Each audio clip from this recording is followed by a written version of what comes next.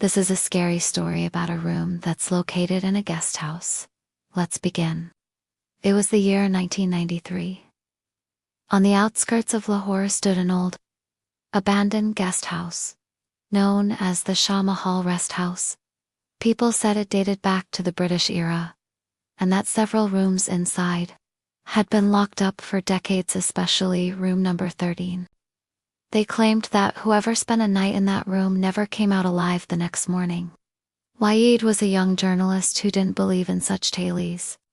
Determined to debunk the rumors, he decided to spend one night in that very room. Equipped with a camera, a notebook, and a flashlight, he entered the eerie building. The guest house was looked after by a single old watchman, who became visibly distressed upon seeing "Son, no one has opened room number 13 in years. There's something in there. Something not human," he warned. Waheed smiled. "I'm a journalist. It's my duty to seek the truth." With trembling hands, the watchman handed him the key, a rusted, icy cold key, as if it had been buried in snow for centuries. As Waheed opened the room, he was greeted by thick darkness and the stench of rotting wood. Suddenly, a cold gust of wind brushed past him like a shadow moving through the air. He turned on his camera and began filming the room. On every wall were old, bloody handprints, as if someone had clawed at them, begging for help. Waheed felt a sudden urge to leave, but a strange force kept him rooted to the spot. He forced himself to walk forward, deeper into the room. As midnight approached, the door slammed shut on its own. Waheed rushed to open it, but it was as if someone had locked it from the outside. His flashlight flickered, then died. In the darkness, he heard someone breathing right next to his ear. Suddenly, a hand touched his shoulder. Waheed turned around. No one was there. Then in the mirror, he saw the reflection of a woman in a white dress, eyeless, with only dark hollows where eyes should be. Her lips were moving, but no sound came out.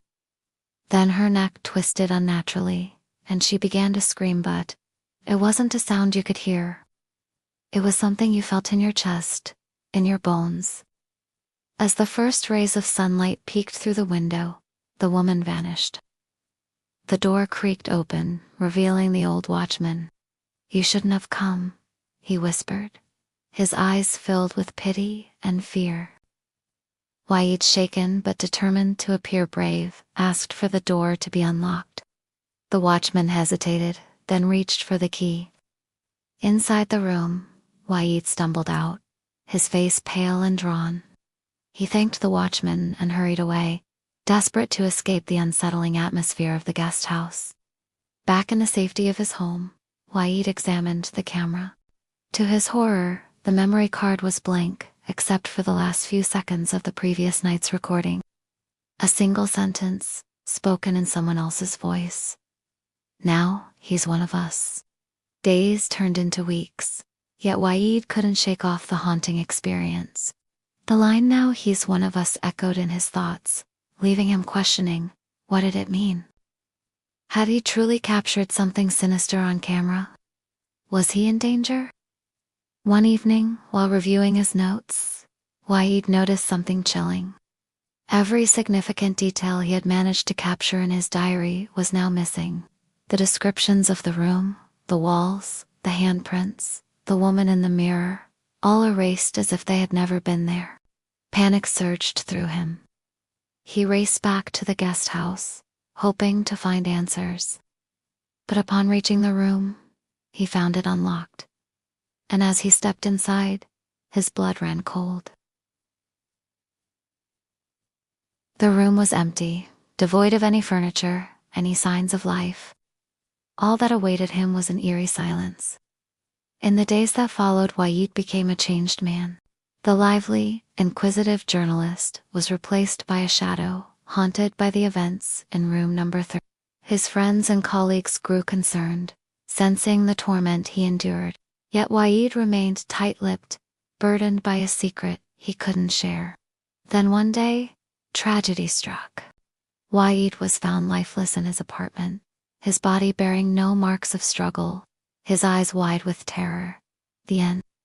Thank you for watching this episode.